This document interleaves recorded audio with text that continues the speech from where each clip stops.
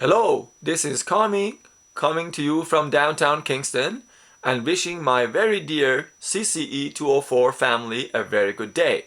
Today, we are going to turn our attention to the detection of chemical warfare agents. And for that, I have presented you a vintage information poster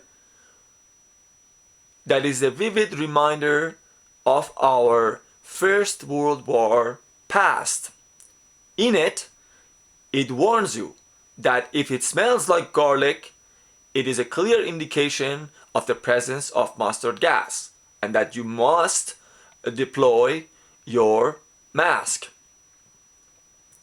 I hope during this course we have driven the point home that the human sense of smell shall never be used in detection of chemical warfare agents because the results are rather lethal. Since then, we have come a long way and we have available to us a variety of detection or methods that range from cheap, fast, and quite reliable to incredibly sophisticated, immediate, and 100% foolproof.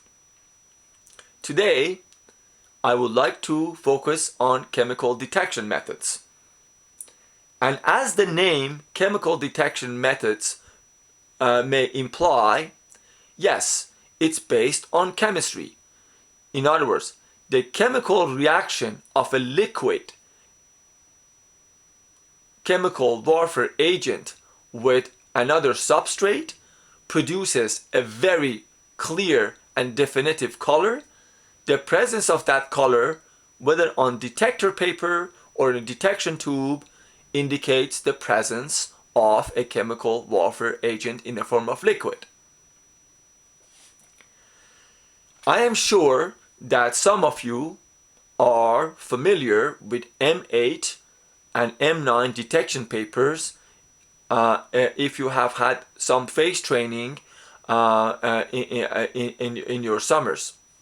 But there are positives and there are negatives on this chemical detection paper that again works on the basis of a color change. Those positives are in the fact that they will have a result for you in less than a minute. Yes, very inexpensive, long shelf life. I have actually used personally an M8 detector paper that was produced 19 years prior to its use, and the results were 100% correct. And they are safely disposable. Are there negatives? Yes, if you can call them negatives. They are only screening tests. That means that you must verify the results by another alternative, reliable method. Yes, they are prone to false positives if the M8 paper is in the presence of many chemicals, diesel fuel, jet fuel, kerosene, or the exhaust from a variety of engines. And also, if in an operation the chemical detection papers were somehow vetted just prior to their application. Last but not least, depending on the time and place of use, poor visibility may hamper a proper judgment on the color change. Now in here, I have to emphasize that the M8 and M9 detection papers are for liquid chemical warfare agents. In here, I am showing you a booklet, and it is a very simple booklet that fits in the palm of your hand of an M8 chemical detector paper. And a small amount of chemical warfare agent liquid is applied across the paper, And depending on the color change, meaning if it changes to yellow, that indicates the G series nerve agents, and if the color changes to green, indicates the V series, VX series of the chemical warfare agents, and the red is an indicator of mustard or blister agent. Now, the next level of sophistication of chemical detection agent papers is the M256A1 detector kits, and they are capable of confirming the absence or detecting the presence of blood, blister, and the whole series of nerve agents. The beauty of this system is that it can detect the chemical warfare agents in the form of liquid and or vapor, and that's very important. And again, it relies on a definitive color change. Its range of operation is from -32 to +49 degrees C. However, it takes a 15-minute for response time. That indicates that this is a secondary means of chemical detection. After the proper primary alarms have sounded and protective gear is fully deployed, they're used to make sure that it's okay to take your mask off, or if decontamination has taken place, whether those decontamination effects have been effective. Now, the M256A1 has a lower limit of detection of 0.02 milligram per meter cube for VX and 0.005 milligram per meter cube for the sarin, the GB agent.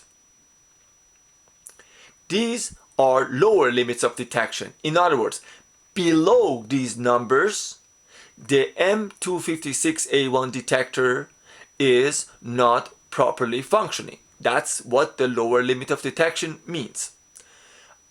Yes, they were employed by Canadian Armed Forces in the Persian Gulf War of 1991.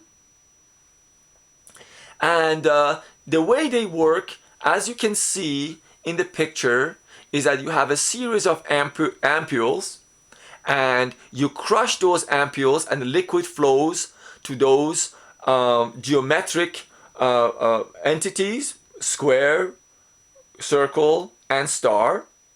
And depending on the presence of any of the agents,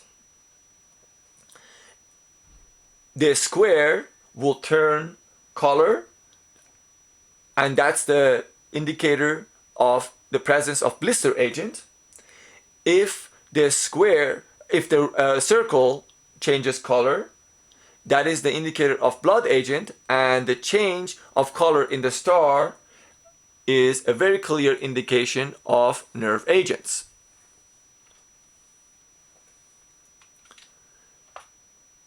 The next level of sophistication comes to us thanks to Defense Research and Development Canada. Yes, this is a Canadian invention, NAVD, and again is based on a color change, but this time a color change that happens when the agent is absent. In other words, when you have a color change, there is no agent. And again, it's a secondary detection means. That means after the alarms have gone off and you have put on your protective gear, it is used to decide whether it's safe to take the mask off. It is inexpensive, it is disposable, and it can detect nerve gas vapors, as the name implies, and it can be carried by the soldiers individually because the kit is so small. Thank you very much. Have a good day. I will be in touch again with more videos and handouts.